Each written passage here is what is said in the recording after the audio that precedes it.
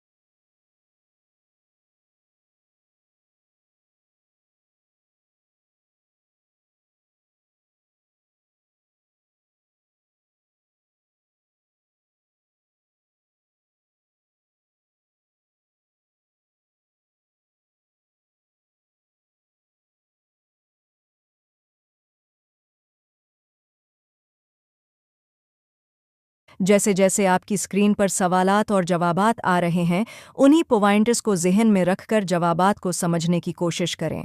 अगर आपने एक्सरसाइज के एमसीक्यूज़ और शॉर्ट क्वेश्चंस जवाबात के साथ अच्छी तरह समझ लिए, तो इम्तिहान में यही सवालात आपके लिए आसान हो जाएंगे।